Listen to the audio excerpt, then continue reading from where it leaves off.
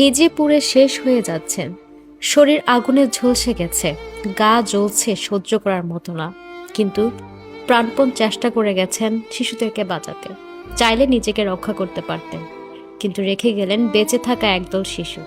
হ্যাঁ দর্শক, আমি বলছি শহীদ শিক্ষক মেহরিন চৌধুরীর কথা, যিনি শিশুদেরকে বাঁচাতে গিয়ে নিজে ৮০% পুড়ে না ফেরার দেশে চলে গেছেন।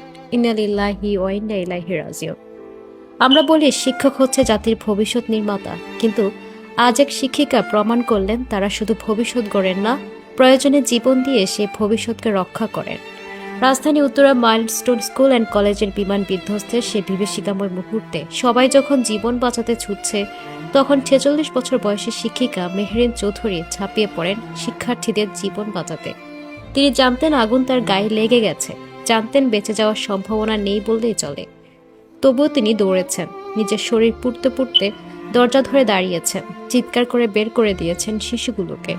একজন অভিভাবক কাঁদতে কাঁদতে বলেন, শুধু ওর জন্যই আমার মেয়েটা বেঁচে আছে।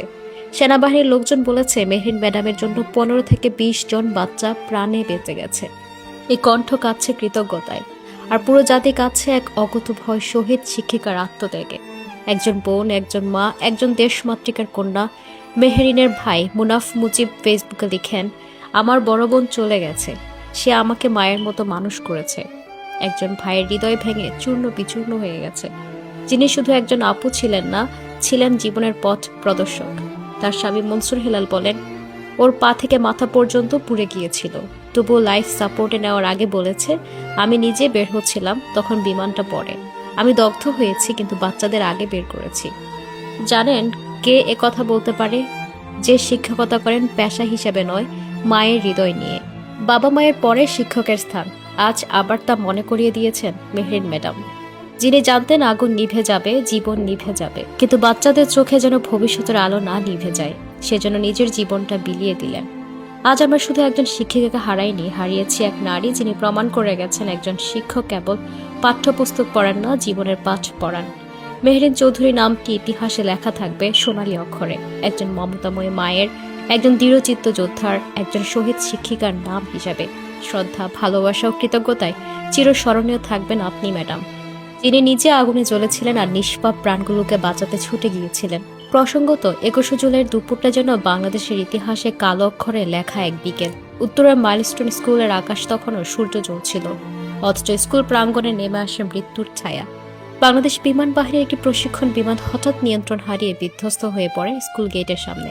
আগুনের লেলিহান শিখায় মুহূর্তে ছিন্ন ভিন্ন হয়ে যায় শিশুর কোলাহল।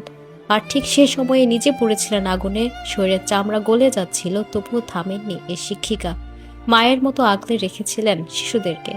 তিনিও পালাতে পারতেন, ছুটে যেতে পারতেন নিরাপদ দূরত্বে, কিন্তু না, শিক্ষিকা মেহরিন চৌধুরী দাঁড়িয়েছিলেন তার দায়িত্বের জায়গায়।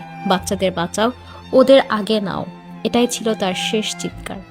আগুনের লেলিহান শিখা তাকে ঘিরে ফেললেও তিনি এক একটা শিশুকে ধাক্কা দিয়ে সরিয়ে দিচ্ছিলেন, তাদের রক্ষা করছিলেন নিজের শরীর দিয়ে। ৮০% দগ্ধ শরীর নিয়ে জীবন মৃত্যুর সন্ধিক্ষণে লড়াই করে না ফেরার দেশে চলে যান তিনি। ঢাকা মেডিকেল কলেজের বার্ন ইউনিটে লাইফ সাপোর্টে তিনি মারা যান। স্বামী বলেন, ও নিজের শরীর পুড়েছিল, কিন্তু বাচ্চাদের দিকে তাকিয়েছিল, শুধু বলেছে ওদের জন্য কিছু না হয়। এই জাতীয় অনেক শিক্ষক দেখেছে, অনেক সাহসিকতা দেখেছে, কিন্তু এমন দৃশ্য কতটা দেখা গেছে? নিজে আগুনে জ্বলতে জ্বলতে নিষ্পাপ শিশুদের বাঁচানোর এই দৃশ্য এ কেবল মহানুভবতার উদাহরণ নয়, এটা এক মায়ের, এক শিক্ষিকার, এক বীর নারীর চরম আত্মত্যাগ। আমরা সারা জীবন আপনাকে মনে রাখবো। আল্লাহ তাআলা আপনাকে জান্নাতের উচ্চস্থান দান করুক, আমিন। দর্শক, ভিডিওটি শেয়ার করে দিন এবং তার জন্য দোয়া করতে ভুলবেন না।